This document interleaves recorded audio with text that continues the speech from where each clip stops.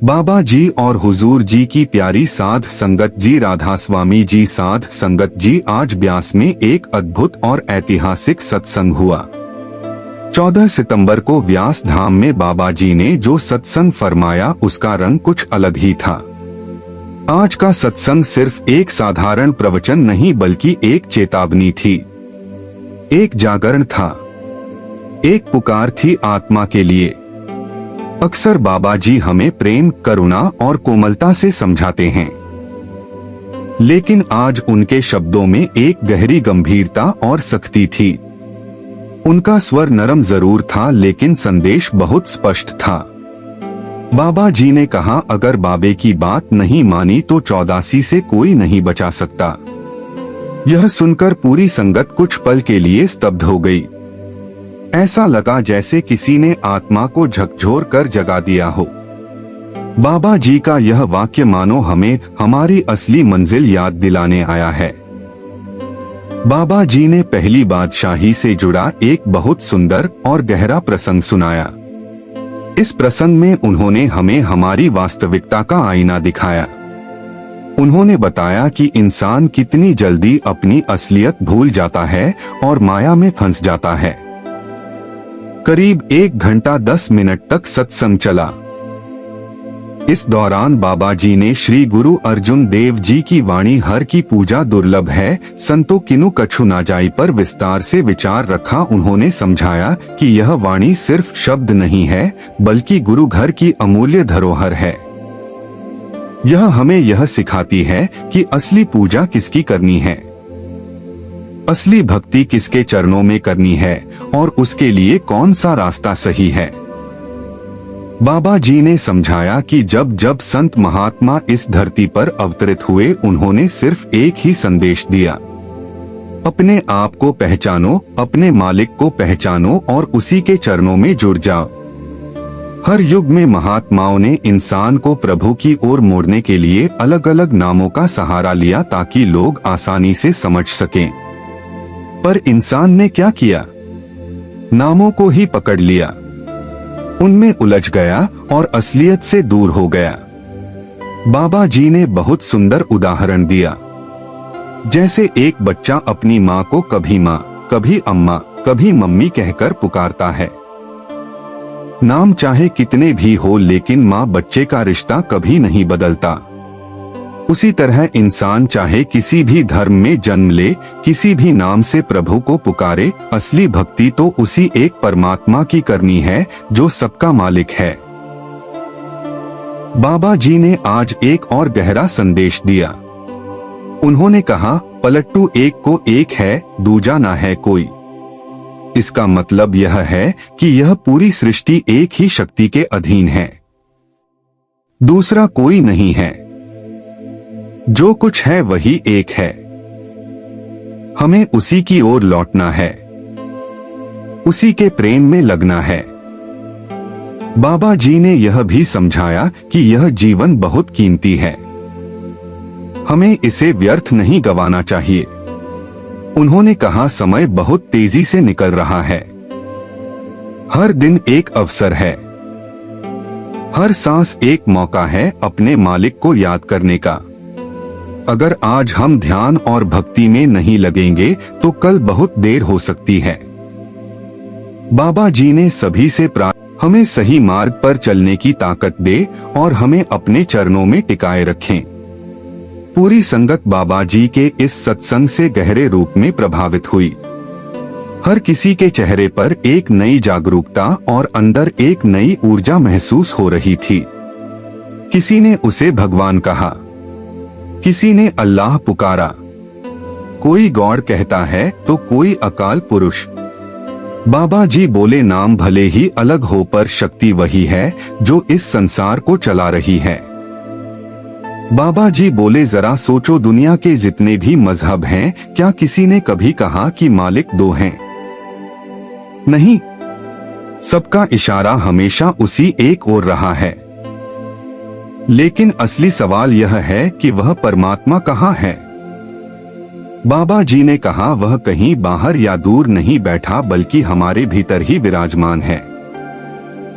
हम आज मालिक को खोजने के लिए मंदिर, मस्जिद, गुरुद्वारे और चर्च जाते हैं। वहां जाकर हम माथा टेकते हैं, घंटे बजाते हैं, दिया बत्ती करते हैं और यही सोचते हैं कि यही असली भक्ति है। लेकिन बाबा जी ने समझाया, जैसे दफ्तर काम करने की जगह है, स्कूल पढ़ाई की जगह है, वैसे ही धर्म स्थान का असली संबंध भक्ति से होना चाहिए। और भक्ति का मतलब क्या है? वहां जाकर महापुरुषों की वाणी सुनना, उनसे सीखना और फिर भीतर उतरकर उस मालिक को खोजना। सिर्फ माथा टेकने या नाक रगड़ने से कुछ हासिल नहीं होता। बाबा जी ने आगे कहा, ग्रंथ और पोथियाओं हमें राह दिखाने के लिए हैं, मार्गदर्शन के लिए है, पर समस्या यह है कि हम उन्हें पढ़ लेते हैं, उन पर चर्चा भी कर लेते हैं, लेकिन जीवन में उतारते नहीं। जब तक अमल नहीं होगा तब तक कोई फायदा नहीं मिलने वाला। बाबा जी ने कहा, आज हम अक्सर कह देते हैं कि हम मालिक से बहुत प्रेम करते हैं, लेकिन प्रेम कोई लफ्जों का खेल नहीं है। प्रेम को बोला नहीं जाता, प्रेम तो अनुभव किया जा सकता है। बाबा जी ने उदाहरण दिया, किसी माँ से पूछो कि वह अपने बच्चे को कितना प्यार करती है, तो वह कहेगी बहुत करती हूँ, क्योंकि माँ का अपने बच्चे से जो प्रेम है वह चाहकर भी लफ्जों में नहीं समझा सकती। उस ममता को केवल महसूस किया जा सकता है। इसी तरह मालिक का प्रेम भी केवल अनुभव किया जा सकता है। बाबा जी ने कहा, जो तो है वह तो दी से नहीं, जो दी से वह कहा ना जाए। गूंगे का गुड़ भाई, जैसे कोई गूंगा गुड़ खाकर उसकी मिठास तो जान लेता है, पर जब उससे पूछो तो वह शब्दों में उसका स्वाद नहीं बता सकता, बस गुड़ की आवाज निकाल सकता है। ठीक उसी तरह उस परमात्मा के प्रेम को भी हम सिर्फ अनुभव कर सकते हैं, शब्दों में नहीं बांध सकते। बाबा जी ने आगे कहा, जब हम सचमुच उस मार्ग पर चलना शुरू करेंगे तभी मालिक का प्रेम भीतर जागेगा और हमारा विश्वास अटूट बनेगा। बाबा जी बोले, आजकल हम सबके साथ एक ही समस्या है। जरा सी मुसीबत आई, थोड़ी सी तकलीफ हुई नहीं कि मंदिर चले गए, घंटा बजा लिया, प्रसाद ले लिया, दिया जला लिया, नाक रगड़ ली तो हमारा धर्म का फर्ज पूरा हो गया। लेकिन यह सब तो केवल बाहरी रस्में हैं। जब तक मन भीतर से एकाग्र और मालिक की ओर केंद्रित नहीं होगा तब तक परमात्मा को पहचाना ही नहीं जा सकता। इसीलिए गुरुजन बार बार समझाते हैं, संतो गुरुमुख पूरा पाई, यानी असली पूजा वही है जो आत्मा को मालिक तक पहुंचा दे और हमारे कर्मों का हिसाब मिटा दे। बाबा जी ने आगे समझाया कि यह शरीर हमें केवल श्मशान घाट तक ही साथ देता है, उसके आगे आत्मा को अकेले ही सफर करना पड़ता है।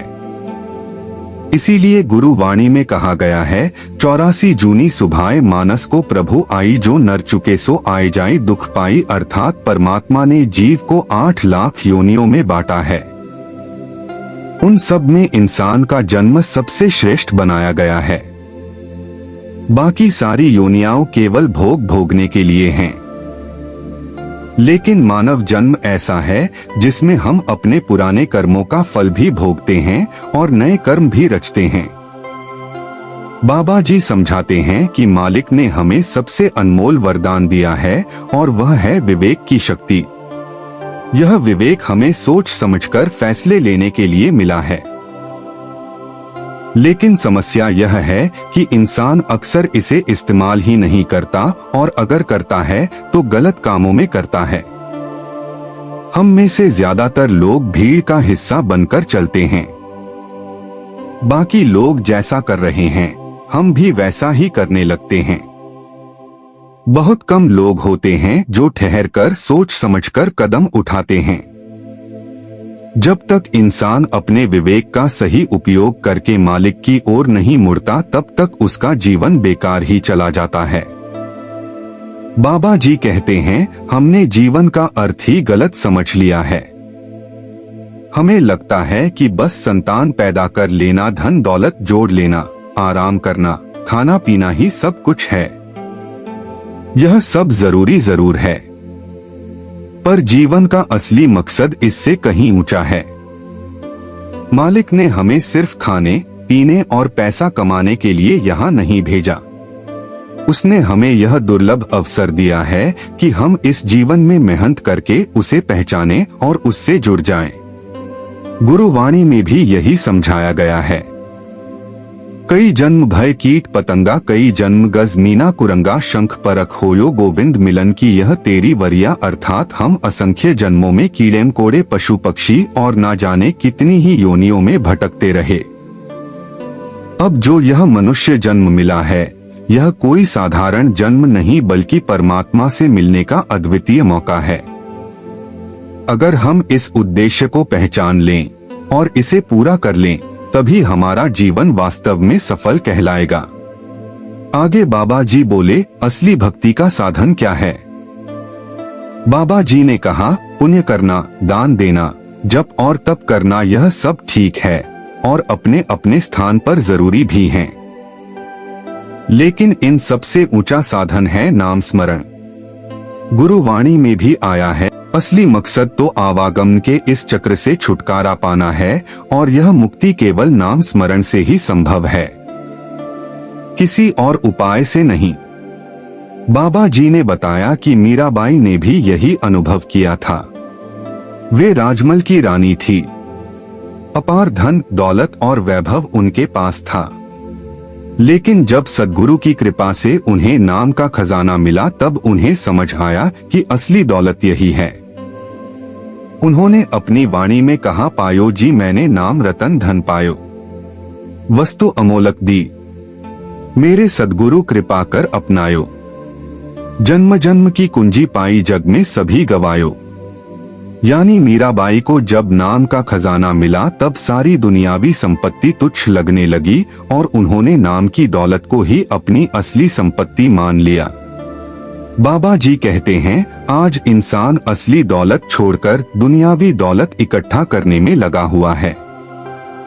लेकिन अगर हम इसी माया के पीछे भागते रहेंगे तो जन्म मरण का चक्र कभी खत्म नहीं होगा। यह सारी सृष्टि, यह संसार तो बस माया का खेल है। गुरुवाणी भी यही कहती है, आए जाई सो माया, अर्थात जो चीज आती जाती है वही माया है। बाबा जी ने आज एक और बात बड़ी गहराई से समझाई कि जब हम मंदिर जाते हैं तो अक्सर यह सोचते हैं कि कुछ चढ़ावा ले जाएं। कभी फल, कभी मिठाई, कभी पैसे।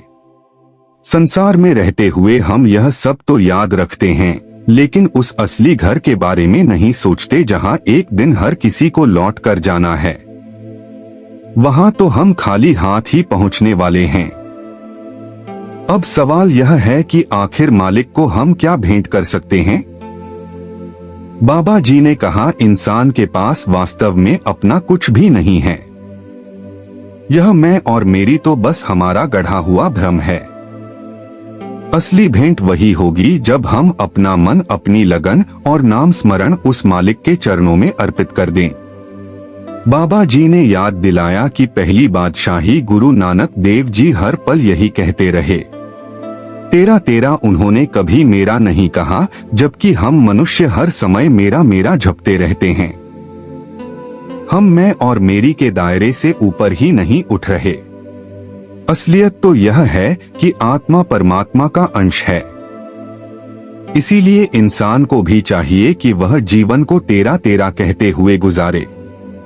बाबा जी ने आगे कहा, असली परमार्थ का अनुभव शब्दों में बयान नहीं किया जा सकता। जब इंसान सही रास्ते पर चलता है और भीतर जागरूकता की अवस्था में पहुंचता है, तब मालिक से उसका संबंध गहराई से जुड़ता है और उसकी सोच एकाकार हो जाती है। फिर बाबा जी ने गुरु नानक देव जी की एक छोटी सी पर बेहद शिक्षाप्रद साखी सुनाई। बाबा जी ने बताया कि जब पहली बादशाही उदासियाओं करते हुए एक राजा के राज्य में पहुंचे तो राजा को समाचार मिला कि एक महात्मा पधारे हैं।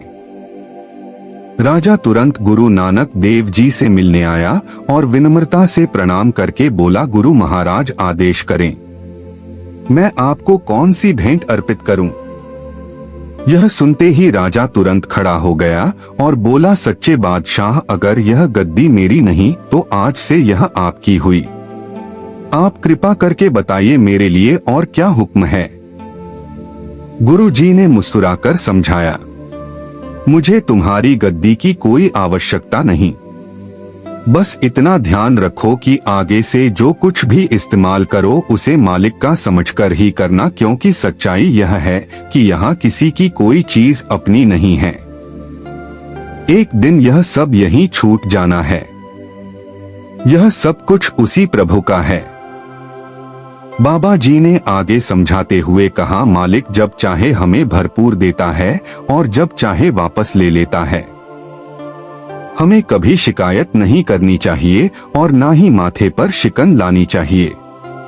अगर वह हमें राजपाट दे तो भी उसकी महिमा है, और यदि भिक्षा की स्थिति में डाल दे तो भी कुछ घटता नहीं। गुरुनी कहती है, जे राज कराए थे तेरी उपमा, जो भीख मंगाए थे क्या घट जाए। यानी अगर वह हमें राजा बनाए तो भी वही महान है, और यदि भिखारी बना दे तो भी उसकी महिमा कम नहीं होती। बाबा जी ने बताया, जब वह हमें अधिक देता है तो यह उसकी दया है, और जब वह वापस लेता है तो उसमें भी हमारी भलाई ही छिपी होती है। असली भक्ति यही है कि हम उस मालिक की इच्छा को अपना मानकर स्वीकार करें। चाहे सुख मिले या दुख, हमें शिकायत का भाव नहीं रखना चाहिए। गुरुनी में भी यही फरमान है। एक नाम हुक्म है, नानक सती गुरु दिया बुझाए, यानी मालिक का नाम ही उसका हुक्म है। इंसान जन्म लेता है अपने कर्मों के अनुसार, और जीवन में सुख दुख भी उन्हीं कर्मों का परिणाम होते हैं। बाबा जी ने आगे कहा, हमारा मन जन्मों से मैल में लिपटा हुआ है। जैसे कोई कपड़ा गंदा हो जाए तो उसे साबुन से धोया जाता है, उसी तरह जब मन पापों से भर जाता है तो उसे केवल नाम के रंग से ही शुद्ध किया जा सकता है। हम तो रोज नहाते हैं, पानी में डुबकी लगाते हैं। अगर मात्र नहाने से ही पाप धुल जाते तो अब तक हम सब पवित्र हो चुके होते। लेकिन असली सफाई तो केवल नाम से ही होती है। जैसे कोई कपड़ा ललारी के पास जाता है तो वह गूढ़े रंग से उसकी सारी गंदगी ढक देता है, उसी प्रकार आत्मा भी जन्मों जन्मों की मैल से काली पड़ चुकी है। तब इंसान मालिक से प्रार्थना करता है, गूढ़े रंग विच रंग देजी मेलिया ने सादिया रूहा। बाबा जी बोले, मन की असली शुद्धि केवल शब्द के द्वारा ही होती है। कोई बाहरी स्थान या नदी तालाब असली तीर्थ नहीं है, बल्कि यह शरीर ही सबसे बड़ा तीर्थ है। जब इंसान नाम की डुबकी लगाता है तभी उसका मन निर्मल बनता है। गुरुवाणी स्पष्ट कहती है, तीर्थ नाम वर्णन जाऊं, तीर्थ नाम है गुरु शब्द विचार।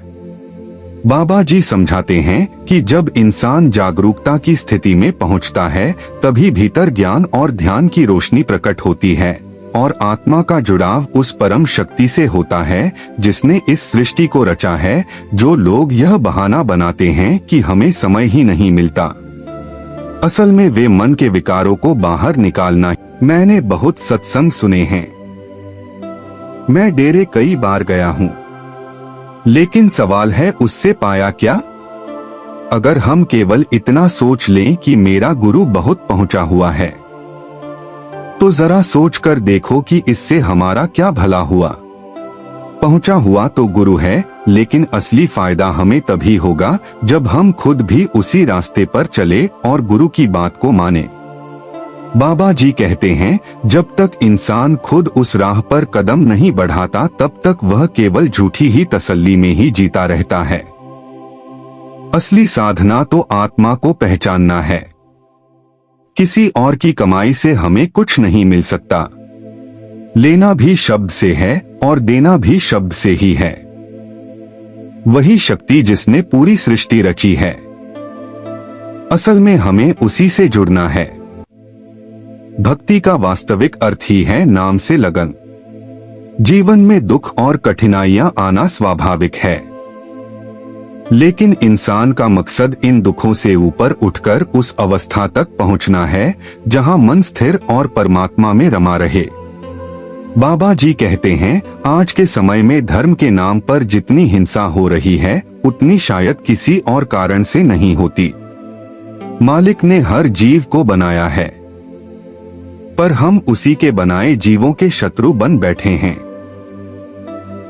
अगर हम किसी जीव को दुख पहुंचाएंगे तो हमारे कर्म कम नहीं होंगे बल्कि और बढ़ेंगे और बोझ भारी हो जाएगा। बाबा जी बताते हैं हमारी हालत कैसी होनी चाहिए। संतजन सिखाते हैं, जग में न्यारे रहो, हरि ध्यान में लगे रहो। मतलब यह कि शरीर इस संसार में रहे लेकिन ध्यान हर पल परमेश्वर में लगा हो। हमें अपने चेतन को शरीर से ऊपर उठाकर मालिक की रजा में लगाना चाहिए।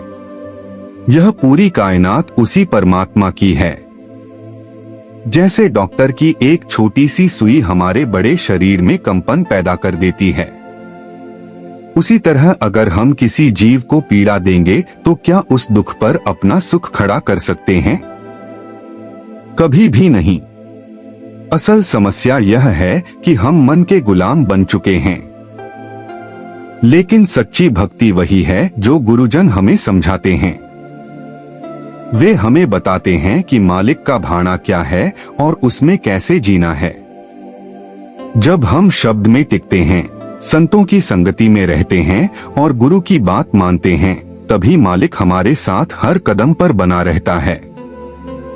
बाबा जी कहते हैं, अंग्रेजी में कहा गया है, a little knowledge is dangerous.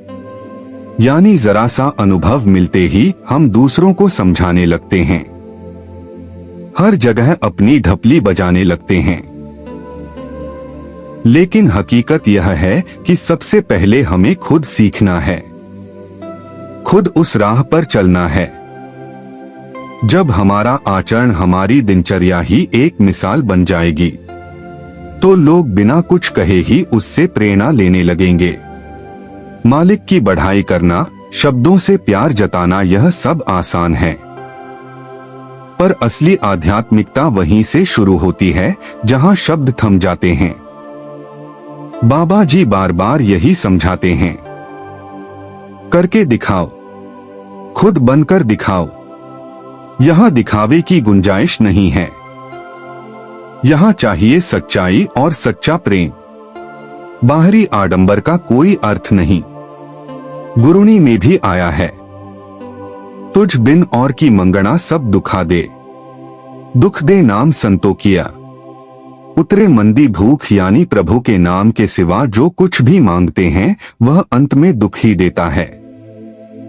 असली तृप्ति तो सिर्फ नाम से ही मिलती है।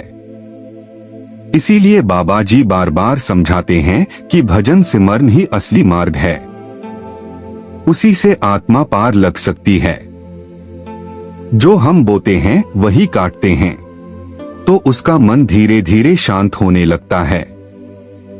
जैसे डॉक्टर किसी ऑपरेशन से पहले शरीर के हिस्से को शून्य कर देता है ताकि दर्द महसूस ना हो, ठीक वैसे ही हमें भी अपनी देह को शून्य करना पड़ता है। जब शरीर शून्य हो जाता है तब सूरत ऊपर उठने लगती है और हमारी आत्म ज्योति उस परम ज्योति से मिल जाती है। यह मिलन वैसा ही है जैसे बुझा हुआ दीपक जलते हुए दीपक की लौ से जुड़कर फिर से जगमगाने लगे। उसी तरह आत्मा रोशन हो उठती है और भीतर की आंख खुल जाती है। इंसान जागरूक अवस्था में पहुंच जाता है और जब यह अनुभव मिलता है तो उसका मन हर पल मालिक का शुक्रिया करता है।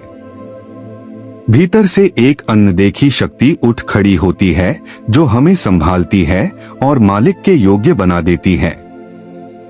संगत जी, आज बाबा जी ने जो बातें सत्संग में समझाई वह पहले कभी इतने सीधे शब्दों में नहीं कही थी।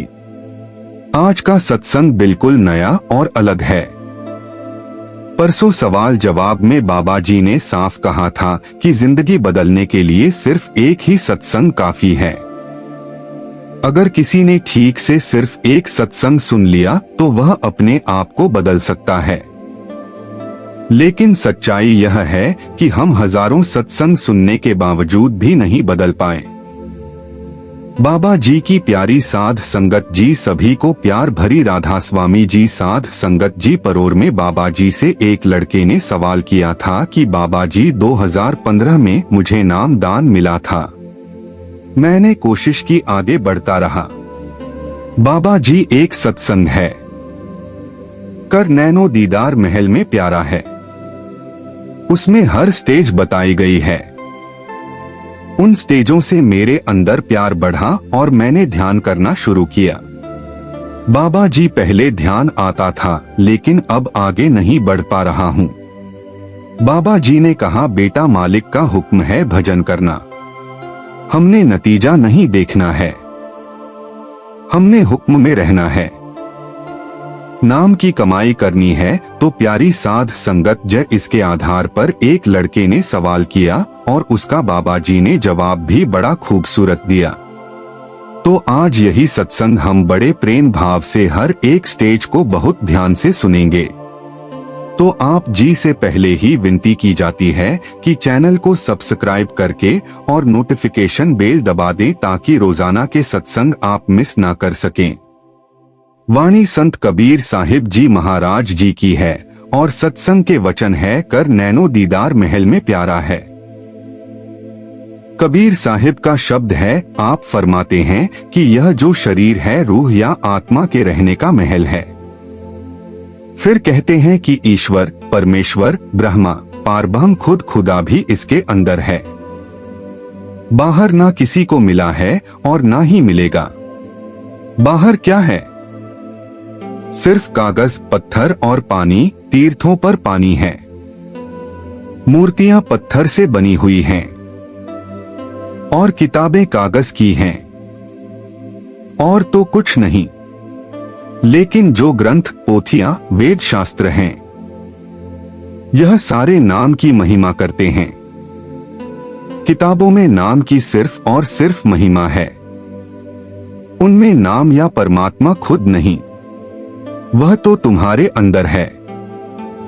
वह जब भी मिलेगा अपने अंदर ही मिलेगा, बाहर नहीं।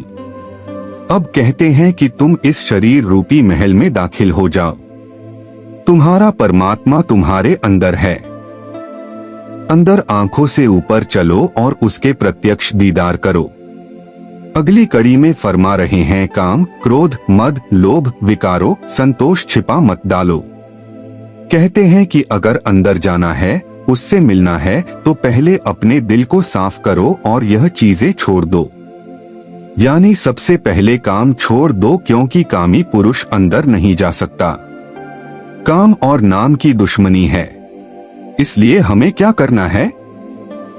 एकाग्रता यानी कंसंट्रेशन से रूह को समेटकर ऊपर ले जाना है। इसलिए क्रोध भी छोड़ दो। अगर अहंकार है तो भी रूह अंदर नहीं जा सकती। इसी तरह लोभ और मोह भी छोड़ दो, क्योंकि यह भी रूह के अंदर जाने में रुकावट डालते हैं। फिर क्या करो? काम की जगह शील से काम लो। क्रोध के बदले क्षमा से काम लो। लोभ के बदले संतोष और मोह के बदले विवेक से काम लो। अगर इससे काम लेना शुरू कर दोगे तो हमारी तब जाकर बात बनेगी। इसी तरह अहंकार के बदले दीनता अपना लो। दूसरे मायने में आसुरी संपदा छोड़ दो और दैवी संपदा ले लो।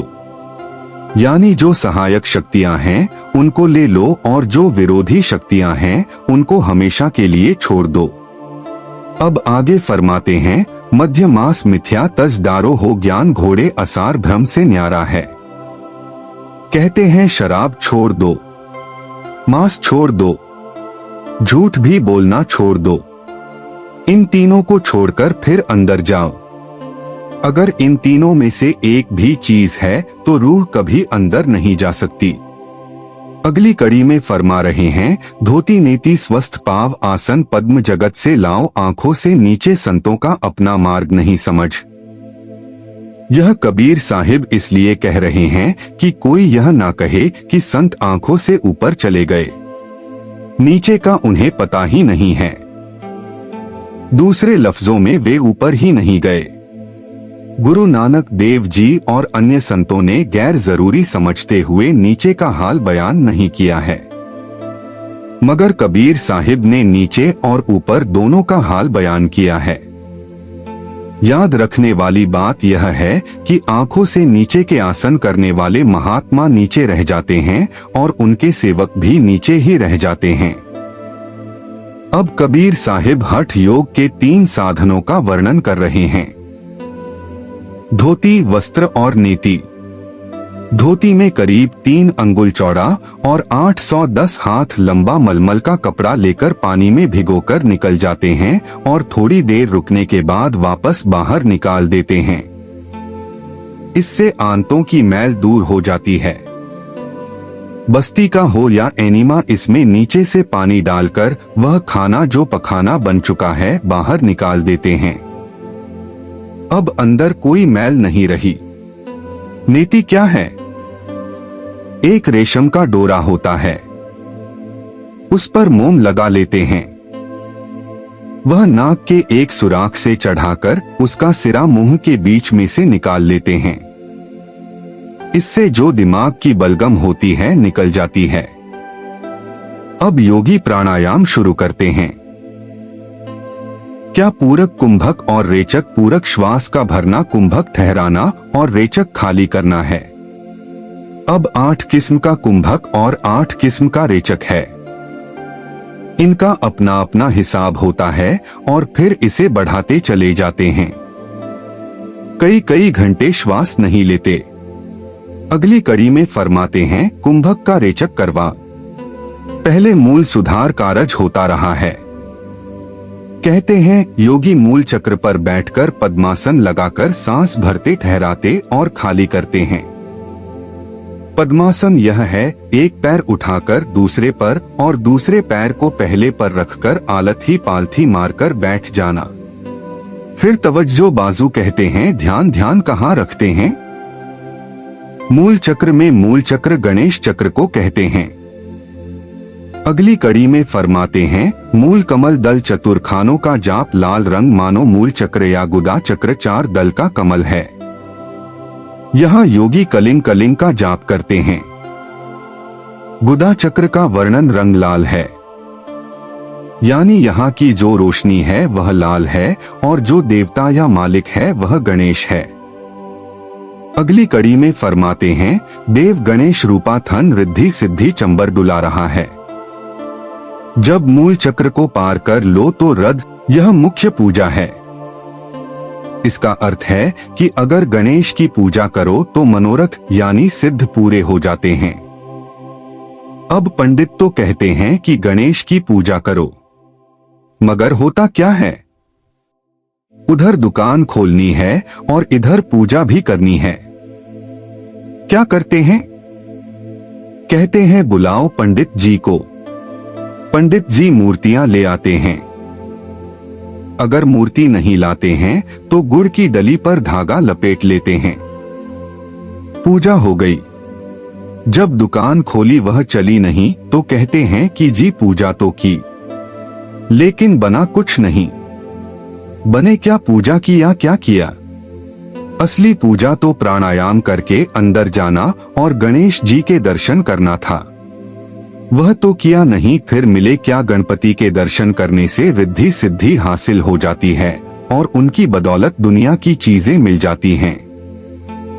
यह जो रिद्धि सिद्धियां हैं यह काम आते हैं। संत मत वाले इधर नहीं जाते। जो रिद्धि सिद्धि वाले महात्मा हैं उनके पास क्या होता है? कोई पुत्र देता है, कोई धन देता है, कोई कुछ तो कोई कुछ। जो संतों के सत्संगी हैं, जो संतों के सत्संगी हैं, वे इन चीजों को नहीं छेड़ते, ना ही वे संतों से कराते मांगते हैं।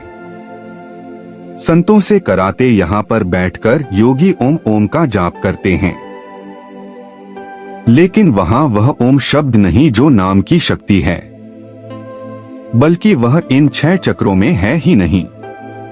इन 6 चक्रों में जाप ही जाप है। यहाँ पर एक रग है जिसको कुंडलिनी कहते हैं। योगी इसको मेरुदंड, जिसको स्पाइनल कॉर्ड या रीढ़ की हड्डी भी कहते हैं, उससे जोड़ते हैं। अगली कड़ी में फरमाते हैं, नाभि अष्ट कमल दल साझा सेत सिंहासन विष्णु विराजा। नाभि में 8 दल का कमल है जिसका प्रकाश हल्का लाल है और उसका मालिक विष्णु है। अब जो लोग कहते हैं कि विष्णु सृष्टि को पालता है, ठीक कहते हैं। इसका मतलब यह है कि जो खाना पेट में जाता है उसका रस निकालकर ताकत बनती है। यहाँ पर नसें होती हैं। कोई नस हाथ की ओर जाती है, कोई कान की ओर, कोई नाक की ओर, कोई आंख की ओर, कोई किधर तो कोई किधर। उनके जरिए सारे शरीर को ताकत मिलती है। यह ताकत कहां से मिलती है? नाभि से, यानी विष्णु से। सो यह विष्णु हमारी सेवा के लिए है। अगर मुसलमान नहीं पूछते तो क्या वह सेवा नहीं करता? अगर ईसाई नहीं पूछते तो क्या वह सेवा नहीं करता? भाई जरूर करता है। आत्मा यहाँ दोनों आंखों के पीछे बैठी है और वह विष्णु बहुत नीचे बैठा है। अगली कड़ी में फरमा रहे हैं, हेरिंग जाप तास मुख गाजा लक्ष्मी शिवाधार है। यहाँ पर योगी हेरिंग का जाप करते हैं। नाभि का कमल यहाँ से ताकत लेता है, हृदय कमल से। हृदय कमल का मालिक कौन है? शिव और पार्वती। इंसान उल्टा पेड़ है। इसकी जड़ कौन है? दिमाग। आदमी की रूह दिमाग से उतरकर सारे शरीर में फैलती है, फिर अभ्यास द्वारा सिमटकर दिमाग में चली जाती है। नाभि का चक्र शिव और पार्वती से ताकत लेता है।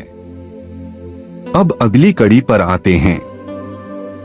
द्वादश कमल हृदय के माही जग गौर शिव। ध्यान लगाएं हृदय में। 12 तल का कमल है। यह प्राणों का भंडार है। यहाँ का स्वामी शिव है। जिस तरह गणेश पृथ्वी के तत्व का मालिक है और ब्रह्मा पानी के तत्व का मालिक है, इसी तरह शिव प्राणों के भंडार का मालिक है। अब अगली कड़ी पर आ रहे हैं। लेकिन संत इसे अविद्या कहते हैं। यह ब्रह्मा, विष्णु, शिव की मां है।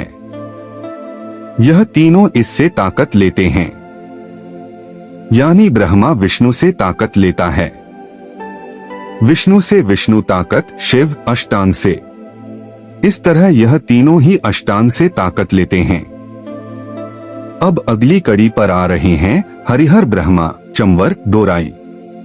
जहां नाम उच्चारण है, ब्रह्मा, विष्णु और शिव इससे ताकत लेते हैं और चवर डुलाते हैं। इसको अष्टांग देवी कहते हैं। यहाँ का जाप शिवलिंग है। अब अगली कड़ी पर आ रहे हैं। ता पर कंच कमल है भाई भगवाना। दुई रूप लगाई निज मन करे तहां ठुराई सो नैनन पिछवाड़ा है। दोनों आंखों के बीच में कंच कमल है। इसको हम दिव्य चक्षु कहते हैं। यहाँ पर मन और आत्मा रहते हैं, मगर यहाँ मन और आत्मा दोनों जुड़े हुए हैं। यहाँ आत्मा पर्दों में ढकी हुई है। इसके नीचे योगियों का मार्ग है। इसीलिए संत अपने सेवकों को इससे नीचे ले जाते हैं। एक तो इसके नीचे कुछ कीमती जहर है नहीं, दूसरा काफी साल लग जाते हैं। इस जमाने में इतनी उम्र है ही नहीं और ना कोई इतना वक्त दे सकता है। तीसरा, इसमें ख्याल नहीं लगता, अगर लगता है तो बहुत देर से। चौथा, अगर ख्याल लग भी जाए तो फिर वापस आना मुश्किल हो जाता है। इसके विपरीत संत मत में आसानी है। 1 मिनट में जाओ और दूसरे मिनट में आ जाओ। लेकिन कब? जब सुमिरन का कोर्स पूर्ण हो जाए, फिर कुछ तकलीफ नहीं होती। हमारे स्त्रियों और पुरुषों का जब ख्याल सिमट जाता है तो उनके संबंधी या साथियों के पूछने पर मैं कहता हूँ कि इनको पड़े रहने दो। घंटे 2 घंटे के बाद खुद ही उठकर बैठ जाएंगे। अगर ना उठे तो रगों को मल दो जो गर्दन के पीछे लगी हुई है, फिर वे फौरन उठ बैठेंगे। मगर प्राणायाम में यह बड़ी भारी तकलीफ है। अगर अभ्यासी का ख्याल लग जाए तो फिर वापस आना मुश्किल हो जाता है। अब कहते हैं कि दोनों आंखों के बीच में जो स्थान है इसको अष्टदल कमल भी कहते हैं। अब अगली कड़ी पर आ रहे हैं कमल भेद की निर्जरा। यह सब रचना पिंड बंजारा शरीर के 4 हिस्से हैं। पिंड अखंड ब्रह्मांड और सचखंड दोनों आंखों तक पिंड है। इसके ऊपर अंड ब्रह्मांड और सचखंड है। ब्रह्मा तक प्रलय होती है और सुबह तक महाप्रलय होती है। सचखंड वह देश है जहां ना प्रलय होती है ना ही महाप्रलय। जो ब्रह्मा की मुक्ति है वह बेशक युगों पर्यंत है। मगर क्या हुआ अगर लाखों साल बाद भी आना पड़ा? इसके विपरीत जो संतों की मुक्ति है वह हमेशा के लिए है। इसलिए संत उसी मुक्ति को मांगते हैं और अपने सेवकों को भी दिलाते हैं जो 6 चक्र हैं। यह पिंड देश में है। अब कबीर साहिब ऊपर का यानी अपना मत बयान करते हैं। अगली कड़ी पर आ रहे हैं। सत्संग कर सतगुरु से धारा व सतनाम चारा है। जब हम सतगुरु की संगति में गए, उसने बताया कि तुम्हारा देश सचखंड है। अब योगियों की आखिरी हद यहाँ से 6ठे चक्र तक है। कोई कोई योगेश्वर ब्रह्मा तक गया है। सो जो योगियों की आखिरी हद है वहां से हमारे संतमत की हद शुरू होती है। हमारी मंजिलें ऊपर हैं। यहाँ पिंड देश में स्थूल शरीर और स्थूल माया है। सहज कमल में सूक्ष्म शरीर और सूक्ष्म माया है। ब्रह्मा में कारण शरीर और शरीर मुर्दा हो जाएगा। हमें प्राणों को नहीं लेना है। योगियों ने लिया है मन और आत्मा तो पहले ही जुड़े हुए हैं। योगियों ने प्राणों को भी साथ ले लिया। मगर प्राण चिता आकाश से आगे नहीं जाते। प्राण अपना काम करें, हमें उन्हें छोड़ देना है। अगर हम इस तरह आंखें बंद करके बैठ जाएं तो हमारा दुनिया से क्या ताल्लुक है? कोई नहीं। यह शरीर एक मिट्टी की ढेरी है, इससे ज्यादा कुछ नहीं। जब आंख खोली तो दुनिया से ताल्लुक हो गया।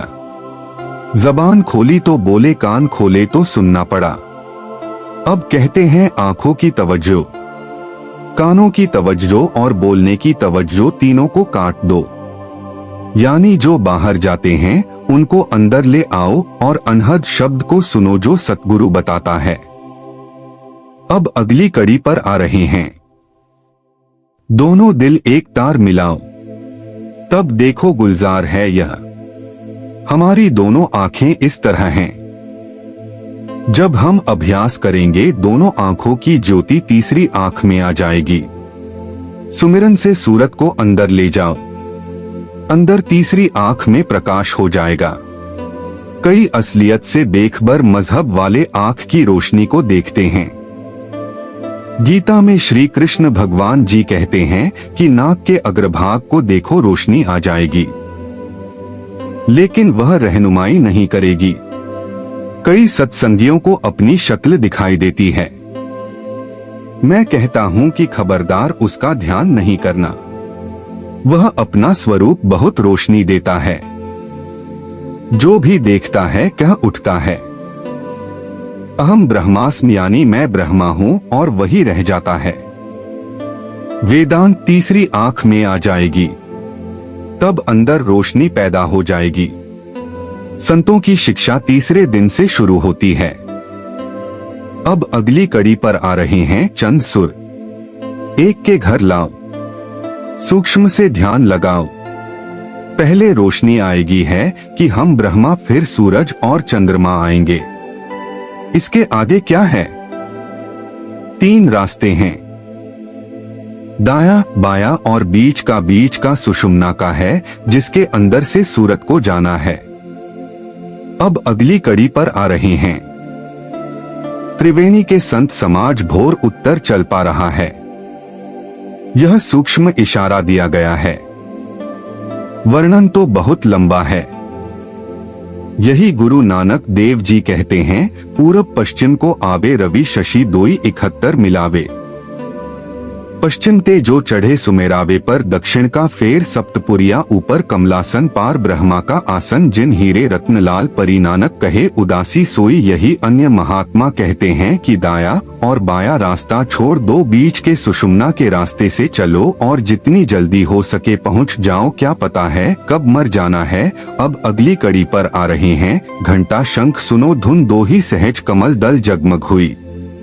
जब सद्गुरु का ध्यान करते हुए अंदर जाओगे, सूरज चंद्रमा का मंडल पार करोगे तो ऊपर से 10 किस्म की धुनें आएंगे। उनमें कशिश है।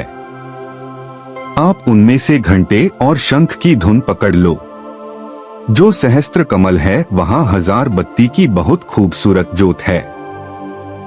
बहुत सारे योगी उस ज्योत पर मस्त हुए बैठे हैं। उनका यह आखिरी देश है। अब अगली कड़ी पर आ रहे हैं। ता मन करता निरख हो सोई पंख नाल धर पा रहा है, जिनको त्रिलोकीनाथ कहते हैं। यह सहस्त्र कमल उनका मुख्यालय यानी हेड क्वार्टर है। रामकृष्ण उसके अवतार हैं। वे इसी जगह यानी स्टेशन से आते हैं।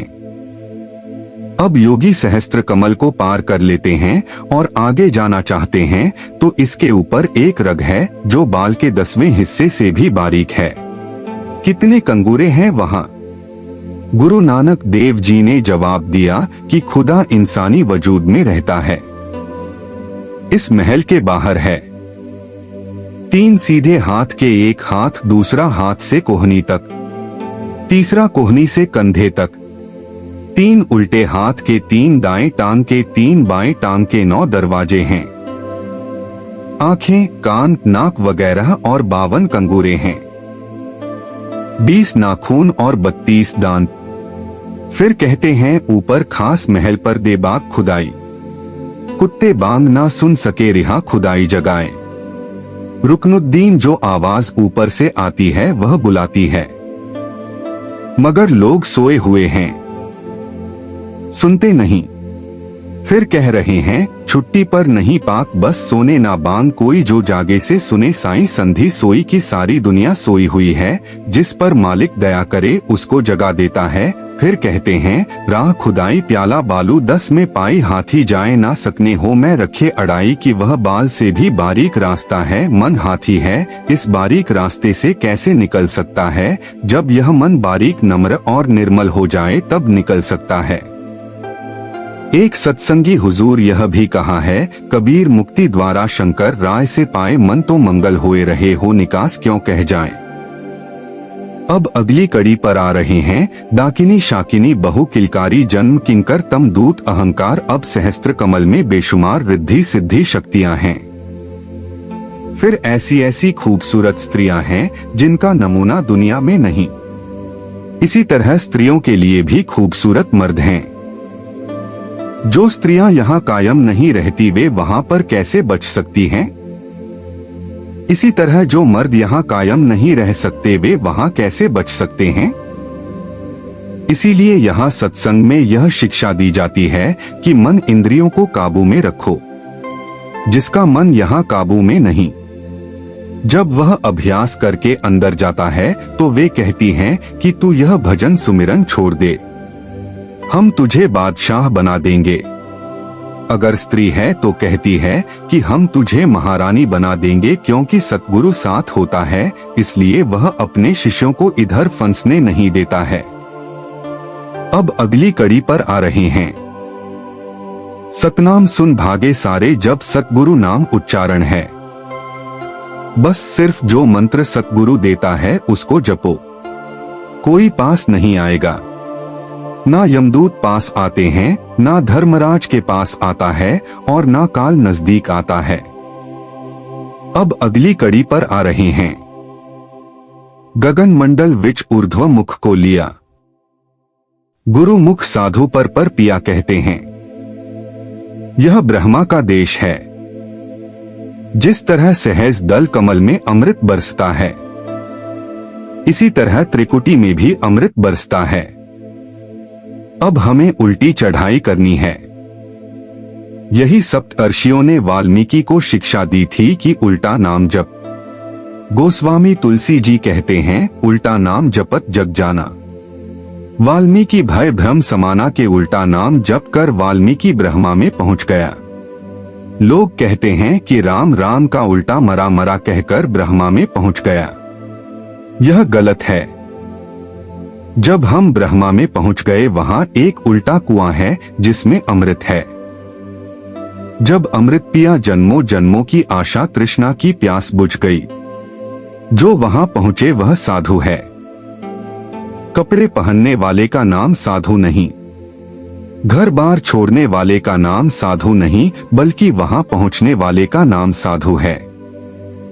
अब अगली कड़ी पर आ रहे हैं। ना प्यास मरे बिन किया जाके ही अंधियारा है।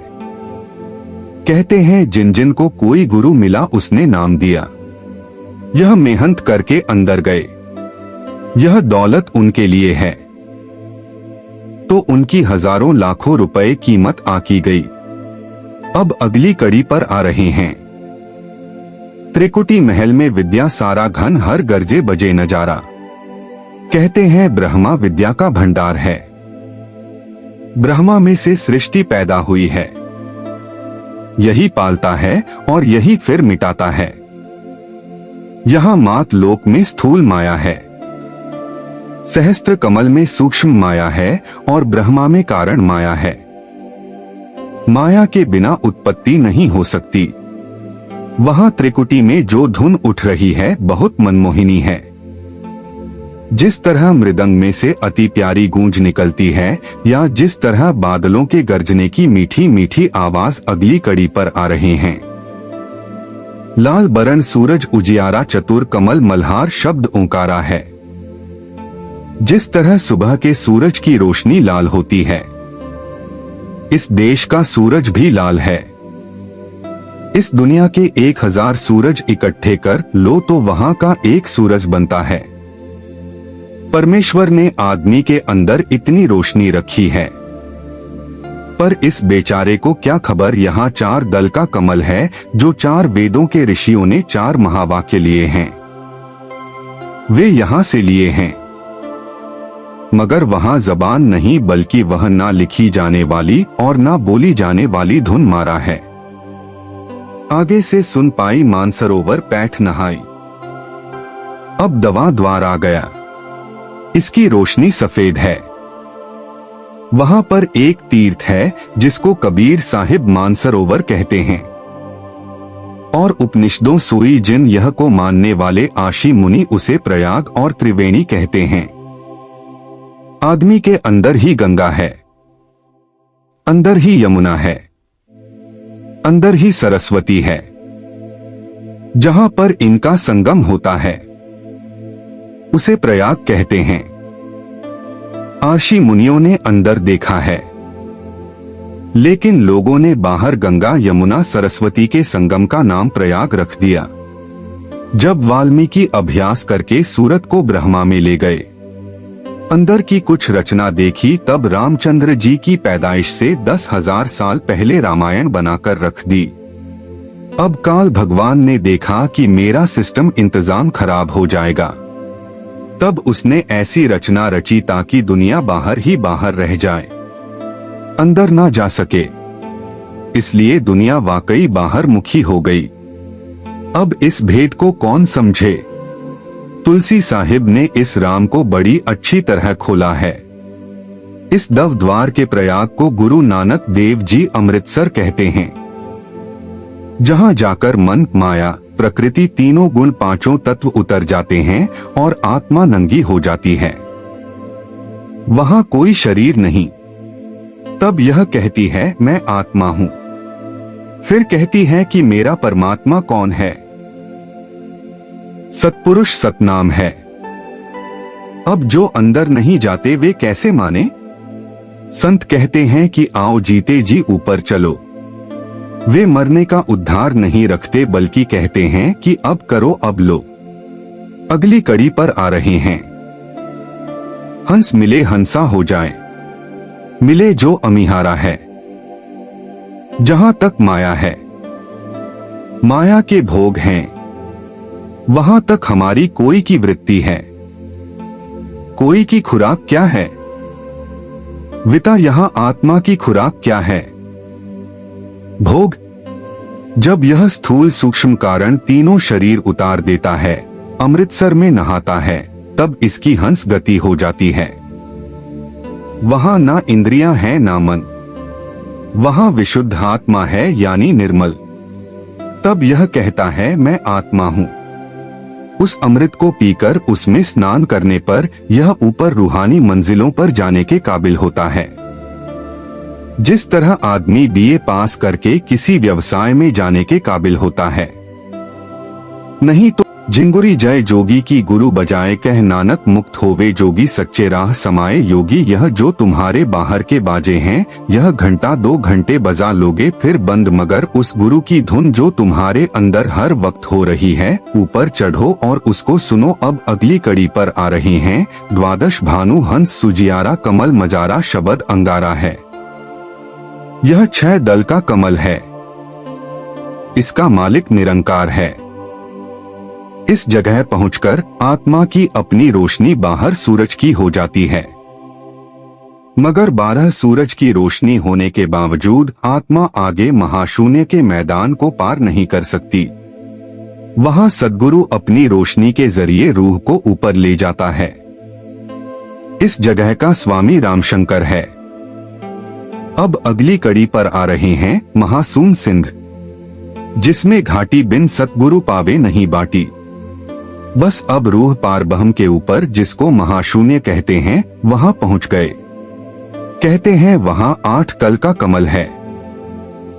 वह बड़ी ऊंची यानी विशाल घाटी है, यानी आगे तिमिर खंड है, अंधेरा ही अंधेरा है। वहां आत्मा की अपनी बाहर सूरज की रोशनी कुछ काम नहीं करती। लेकिन जब हम उसे पार करते हैं, सतगुरु शब्द स्वरूप में हमारे साथ होता है। सतगुरु सेवक की सूरत अपने में लीन करके इस मंडल से पार करा देता है। सतगुरु का अर्थ क्या है? अंधेरे में से प्रकाश की ओर ले जाने वाला। जब यह एक बार अभ्यास करके सचखंड पहुंच जाए, फिर इसकी अपनी रोशनी हो जाती है। फिर वहां शून्य के मैदान से पार होने के लिए इसको किसी की जरूरत नहीं। लेकिन अगर कोई लड़का कहे कि मैं पहले ही पढ़ा लिखा हूं, मैं उस्ताद से नहीं पढ़ूंगा, फिर उसे कौन पढ़ाए? जो कहते हैं कि हमें गुरु की जरूरत नहीं, मैं कहता हूं कि उनको परमात्मा की भी जरूरत नहीं। अब अगली कड़ी पर आ रहे हैं। व्याघ्र, सिंह, सर्प, बाहु, काटी, तहसील अचिंत पसारा है। जिस तरह सहज कमल में जिज्ञासु को विरोधी शक्तियां प्यार से समझाते हैं कि हमारा कहना मान, आगे मत जा, हम तुम्हें यहाँ का बादशाह बना देंगे और अन्य भोगों के सामान दे देंगे, इसी तरह यहाँ पहुंचकर वे विरोधी शक्तियां डराती हैं। मतलब क्या? अगर प्यार से नहीं समझा तो डराकर मना लिया जाए। आगे 3 देश हैं। उनमें से जाने के लिए 3 ही रास्ते हैं। एक तरफ सहस द्वीप है, दूसरी तरफ अचिंत द्वीप। हमें बीच में से जाना है। अब अगली कड़ी पर आ रहे हैं। अष्टदल कमल पार ब्रह्मा पाई दाहिने द्वादश, अचिंत रहा बाएं 10 दल सहज समाधि, योग कमल निर्वाण रहा है। इस जगह 8 दल का कमल है। दाहिनी तरफ जो अचिंत द्वीप है उसमें बाहर दल का कमल है। बाएं तरफ सहज द्वीप है जिसके अंदर 10 दल का कमल है। जो महात्मा अंदर गया अपनी अपनी वाणी में निशानी देता गया। अब यह कबीर साहिब निशानी देते जाते हैं। अब अगली कड़ी पर आ रहे हैं।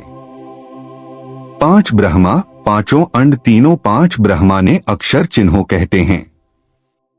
महाशून्य के अंदर पांच बड़े बड़े भारी खंड हैं। यह हमारा खंड मृत्यु लोक, उनके सामने कोई चीज नहीं। अंदर बड़े बड़े जबरदस्त खंड है। हर एक खंड का अपना अपना ब्रह्मा है। वे खंड इस मसाले के नहीं बल्कि वह मसाला और है। हमारा यह खंड मृत्यु लोक उन खंडों के मुकाबले में इस तरह है जिस तरह समुद्र के अंदर एक बालक। अब अगली संगत जी, आपको हमारा आज का यह सत्संग कैसा लगा कमेंट करके जरूर बताएं। आज के इस सत्संग से आपको नया क्या सीखने को मिला जरूर बताएं। साध संगत जी, अगर अभी तक आपने हमारे चैनल महिमा अपार को सब्सक्राइब नहीं किया है तो सब्सक्राइब जरूर कर लें, ताकि आप सभी तक बाबा जी का सत्संग सबसे पहले पहुंच सके। साध संगत जी, राधा स्वामी जी मिलते हैं एक नई साखी और नए अनुभव के साथ।